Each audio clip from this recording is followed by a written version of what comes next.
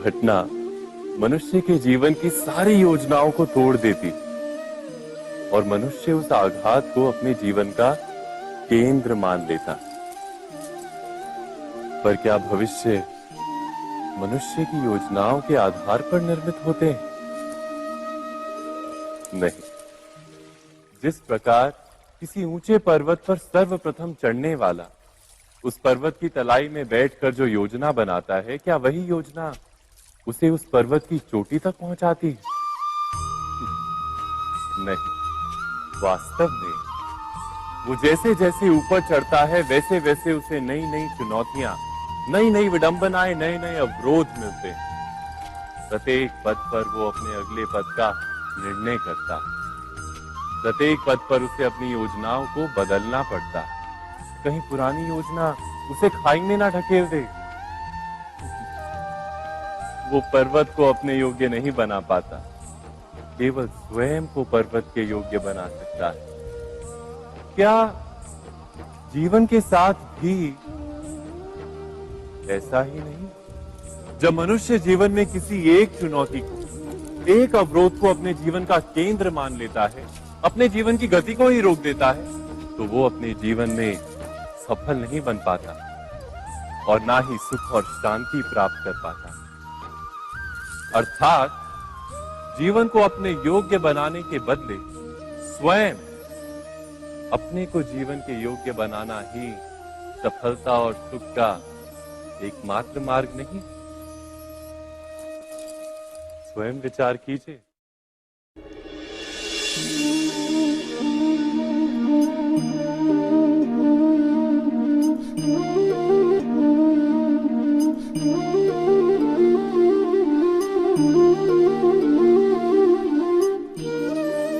जीवन का हर क्षण निर्णय का क्षण होता है। प्रत्येक पद पर दूसरे पद के विषय में कोई निर्णय करना ही पड़ता है और निर्णय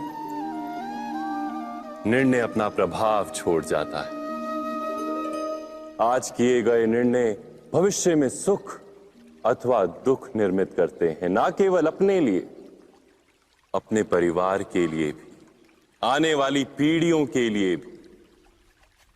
जब कोई दुविधा सामने आती है तो मन व्याकुल हो जाता है, अनिश्चय से भर जाता है। निर्णय का वो क्षण युद्ध बन जाता है और मन बन जाता है युद्ध भूमि। अधिकतर निर्णय हम दुविधा का उपाय करने के लिए नहीं, केवल मन को शांत करने के लिए लेते हैं। पर क्या कोई दौड़ते हुए भोजन कर सकता है? नहीं। तो क्या युद्ध से जूझता हुआ मन कोई योग्य निर्णय ले पाएगा? वास्तव में शांत मन से जब कोई निर्णय करता है तो अपने लिए सुखद भविष्य बनाता है। किंतु अपने मन को शांत करने के लिए जब कोई निर्णय करता है तो वो व्यक्ति भविष्य में अपने लिए कांटों भरा वृक्ष लगाता है। स्वयं विचार कीजिएगा।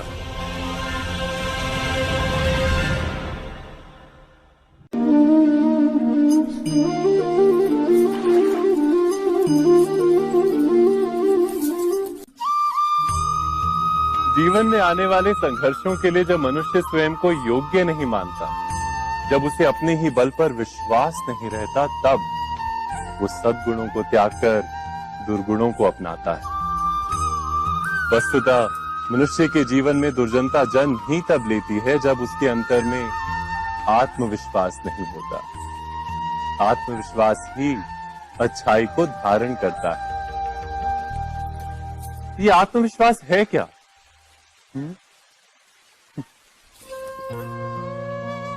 जब मनुष्य ये मानता है कि जीवन का संघर्ष उसे दुर्बल बनाता है, तो उसे अपने ऊपर विश्वास नहीं रहता।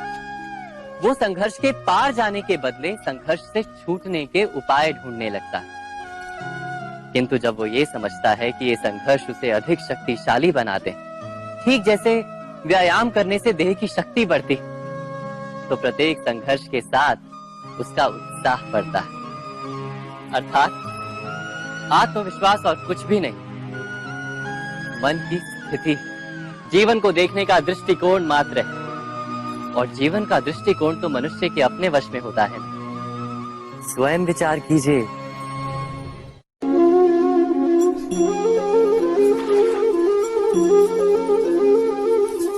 पिता सदा ही अपने संतान के सुख की कामना करते हैं, उनके भविष्य की चिंता करते रहते हैं। इसी कारणवश सदा ही अपने संतानों के भविष्य का मार्ग स्वयं निश्चित करने का प्रयत्न करते रहते हैं। जिस मार्ग पर पिता स्वयं चला है, जिस मार्ग के कंकर पत्थर को स्वयं देखा है, मार्ग की छाया, मार्ग की धूप को स्वयं जाना है, उसी मार्ग पर उसका पुत्र भी चले, यही इच्छा रहती है हर पिता की। निस्संदेह उत्तम भावना है ये, किंतु 3 प्रश्नों के ऊपर विचार करना हम भूल ही जाते हैं। कौन से प्रश्न? प्रथम प्रश्न, क्या समय के साथ प्रत्येक मार्ग बदल नहीं जाते? क्या समय सदा ही नई चुनौतियों को लेकर नहीं आता? तो फिर बीते हुए समय के अनुभव नई पीढ़ी को किस प्रकार लाभ दे सकते हैं? दूसरा प्रश्न, क्या प्रत्येक संतान अपने माता पिता की छवि होता है? हाँ, संतानों को संस्कार तो अवश्य माता पिता देते हैं, किंतु भीतर की क्षमता तो ईश्वर देते हैं। तो जिस मार्ग पर पिता को सफलता मिली है, विश्वास है कि उसी मार्ग पर उसकी संतानों को भी सफलता और सुख प्राप्त होगा। तीसरा प्रश्न, क्या जीवन के संघर्ष और चुनौतियां लाभकारी नहीं होती? क्या प्रत्येक नया प्रश्न एक नए उत्तर का द्वार नहीं खोलता? तो फिर संतानों को नए नए प्रश्नों, संघर्षों और चुनौतियों से दूर रखना, ये उनके लिए लाभ करना कहलाएगा या हानि पहुंचाना? अर्थात जिस प्रकार संतान के भविष्य का निर्माण करने के बदले उसके चरित्र का निर्माण करना श्रेष्ठ है, वैसे संतानों के जीवन का मार्ग निश्चित करने के बदले उन्हें नए संघर्षों के साथ जूझने के लिए मनोबल व ज्ञान देना अधिक लाभदायक नहीं होगा? स्वयं विचार कीजिए। मनुष्य की सबसे बड़ी दुर्बलता क्या होती है? सोचिए। धन, प्रेम, अहंकार। मनुष्य की सबसे बड़ी दुर्बलता होती है उसके रहस्य। चाहे आप कितने भी शक्तिशाली क्यों ना हो, कितने भी प्रबल क्यों ना हो, परंतु उसके रहस्य उसके नाश की चाबी होती है। इसलिए यदि प्रबल रहना है, शक्तिशाली रहना है, समर्थ रहना है, तो अपने रहस्य को किसी को भी ना बताएं, ना मित्र को और ना ही शत्रु को, क्योंकि समय पड़ने पर कब कौन शत्रु हो जाए ऐसा कहना संभव नहीं। विभीषण को रावण के अमृत कुंड का ज्ञात था, इसीलिए प्रभु श्री राम रावण का वध करने में सफल हो सके। इसलिए उचित यही है कि आप अपने रहस्य को स्वयं तक ही सीमित रखें। मनुष्य जीवन की परीक्षा में सफल होने के लिए क्या नहीं करता? वो परिश्रम करता है, दौड़ भाग करता है, और ये सब करने के पश्चात भी जब उसका काम नहीं बनता तो वो नकल करता है ना? तनिक लौटिए अपने बचपन में, स्मरण कीजिए अपने बचपन की स्मृतियों का। क्या स्मरण हुआ? विद्यालय में जब आप परीक्षा देने जाते थे तो क्या होता था? आप ना सही, परंतु कोई ना कोई सफलता पाने के लिए नकल करता ही था और उत्तीर्ण भी हो जाता था, है ना? परंतु जीवन की परीक्षा ऐसी नहीं होती। नकल करने वाला सफल नहीं होता। कारण विद्यालय में सबके प्रश्न पत्र एक होते थे, परंतु जीवन के प्रश्न पत्र और उनकी कठिनाई सबके लिए भिन्न होती, तो निश्चित रूप से उनके उत्तर भी भिन्न होंगे ना। इसलिए यदि आपको जीवन में सफलता पानी है तो नकल ना कीजिए, स्वयं के प्रश्नों का उत्तर स्वयं ढूंढिए और सफलता आपकी ही होगी। मनुष्य का जीवन हार और जीत, विजय और पराजय, सफलता और असफलता के मध्य झूलता रहता है। आपके साथ भी ऐसा होता होगा, है ना? जब आप सफल होते हैं, किसी चुनौती पर विजय पाते हैं, तो मन प्रसन्नता से आनंद के उपवन में झूमने लगता है। और जब आप असफल होते हैं, तब मन दुख और पीड़ा के सागर में डूबने लगता है। परंतु वास्तव में सफलता और असफलता है क्या? तनिक ध्यान से सोचिए। ये केवल हमारी मनोस्थिति मात्र है। हमारी पराजय तब नहीं होती जब हमारा शत्रु विजय प्राप्त कर ले। हमारी पराजय तब होती है जब हम पराजय स्वीकार कर लें। हम असफल तब नहीं होते जब हम लक्ष्य ना पा सके। हम असफल तब होते हैं जब हम प्रयास करना बंद कर दें। इसलिए प्रयास करते रहें और हार ना माने, क्योंकि जिस दिन आप हार स्वीकारना बंद कर देंगे, जीत आपके चरणों में होगी।